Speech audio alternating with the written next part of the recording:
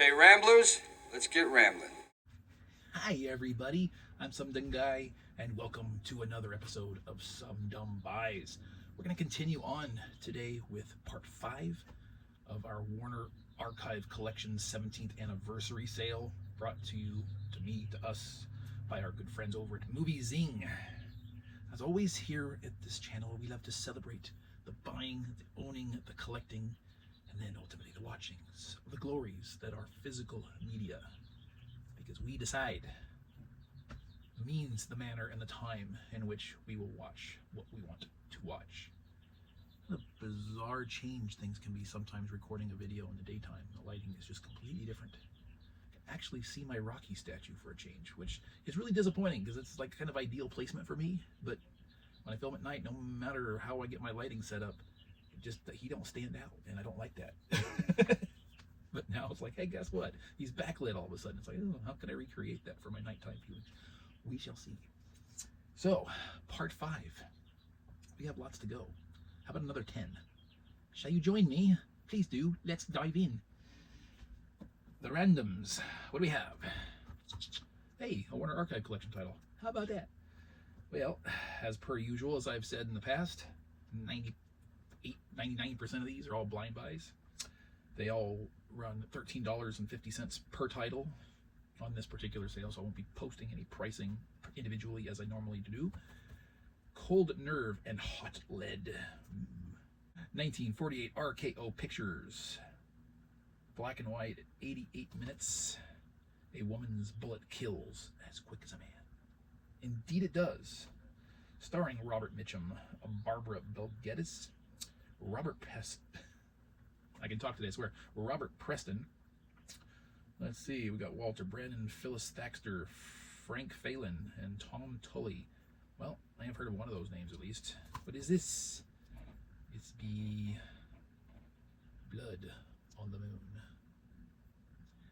I'm just saying, I hope that's not a reference, because Warner Brothers tried to do that on a failed Game of Thrones spin-off for a pilot show, or pilot for a new show they tried to do. With the same sort of implications. It didn't go so well. That's all I'm saying. That's it. Moving on. Behind the lighted tower windows, the conflict of love and power is reckless and daring. The cast of the year and the picture of the year. Officially, or just by their own declaration? I don't know. What I do know is this is from 1954. It is black and white at 104 minutes. Starring William Holden, always reliable, June Allison, Barbara Stanwyck, my dear, Friedrich March, Walter Pidgeon, Shelley Winters, Paul Douglas, Lewis Calhern, Dean Jagger, and Nina Falk. Nina. So, for those I've actually heard of, I say, great cast. And what is it? It be Executive Suite. There should be more blindness. Oh, my eyes. Looking forward to be able to say, hey, I've seen this one. It'll happen eventually. Let's see here. From 1940, black and white at 109 minutes. A grand picture, an impressive and thrilling adventure, says the Hollywood Reporter. Back when they had some credibility, at least. Errol Flynn, Olivia de Havilland. Not mistaken, they've had several titles together. Raymond Massey, Ronald Reagan, Alan Hale, directed by Michael Curtis. This one be Santa Fe Trail. Gotta find that sweet spot where there's no glare. Santa Fe Trail. The Errol Flynn titles build. I really should start watching some of them. Title number 4. Ooh, now, I can't claim that I've seen this in its entirety, but I have at least seen a portion of it when I was some dumb lad about yay big. America's #1 favorites, funnier than ever on the screen. MGM's Miles of Smiles, and in color too. From 1954, color, 96 minutes. Time says a wonderful, slap-happy farce. no explanation point. So I'm not going to take them at their word on that. Because if it really was, I would want to exclaim such, not state such. Starring Lucille Ball and Desi Arnaz, we have the long, long trailer. Zaniness ensues in towing said trailer, I think, to a vacation or some sort of this, in which Lucy does things that don't always work out so well. Not too long ago, probably about a year and a half ago or so now, I picked up I Love Lucy, the complete series on Blu-ray. Kind of wish I'd held off on that because it took a good dip on price. I'm like, okay, good. And then, of course, it took further dips in price after I bought it. Like, oh, not so good.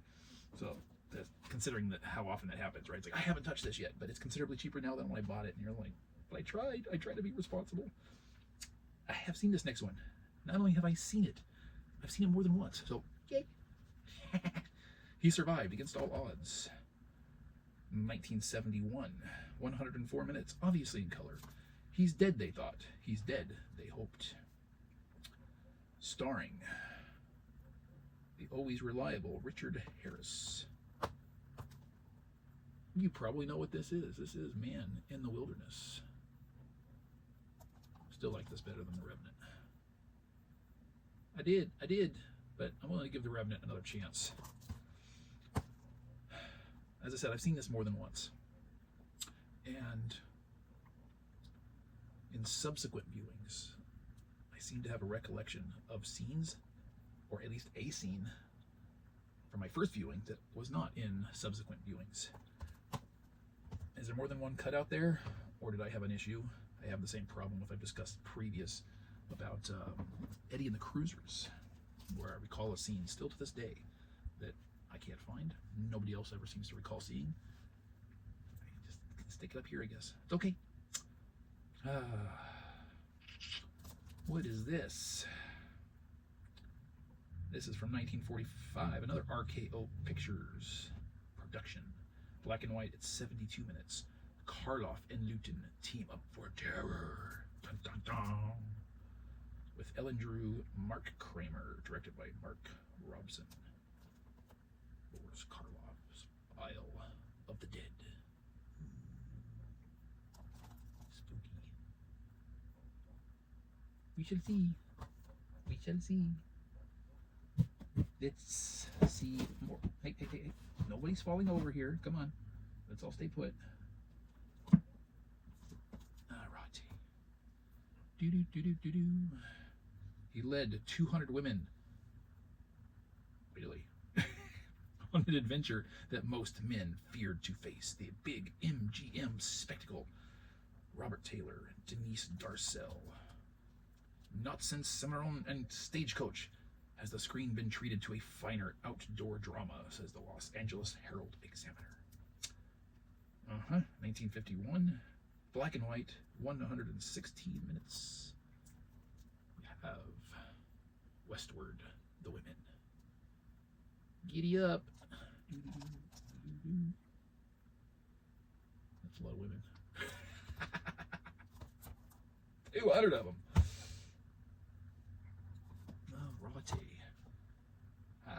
Something I had intended to see for a long time. Now, finally, having the opportunity. Yay. Revives the desert epic with wit, style, and compelling brilliance. Says Marina Glass. This is really hard to read. Glassner of Time Out Film Guide. 1975, 119 minutes. Starring Sean Connery, Candice Bergen, Brian Keith, and John Huston. We have The Wind and the Lion. Wow. It's not the MGM Lion, because this is a Warner Brothers production. Just letting you know. Keep your Lion expectations in check. Okay, if not mistaken, 1, 2, 3, 4, 5, 6, 7, 8. Mistaken. Okay, let's continue. A movie of exceptional beauty and suspense, says Kevin Thomas of the Los Angeles Times. Also likely when they had some credibility. From 1969 at 109 minutes, starring Gregory Peck and Eva Marie Saint. Gregory Peck in a Western. We have,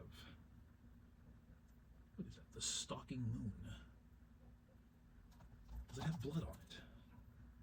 Just, circling back the references. Yes. Seen 2 or 3 Gregory Peck Westerns in the not too distant past, and have been rather joyed by them.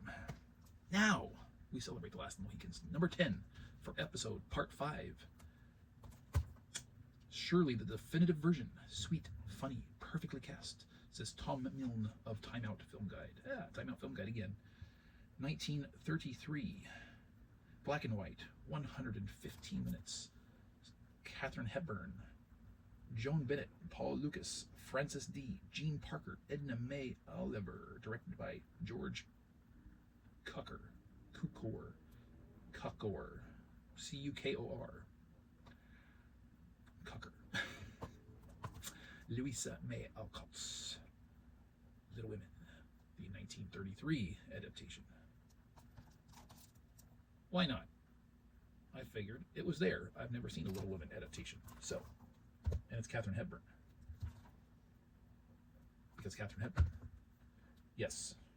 There are just some actors. You say yes, and you move on, and such is life, right? So there we are. 10 titles, many more to come, for many parts to come. What do y'all think of these pickups? Have you yourselves picked up anything recently for your own additions to your personal home libraries? Did you get anything for that Warner Archive sale, which is now getting pretty far in the past, but that's okay. Do you own any Warner Archive collection titles? Are there any favorites that you might recommend to me that I may not have as yet? The word box beckons. It is there for you to take advantage at your convenience. Utilize. I appreciate you all joining me, participating, partaking, whatever it is that you're doing on the other side of your screen. Keep it up. Much more to come as always, but until then, I'm going to make like a tree and get out of here. Alan.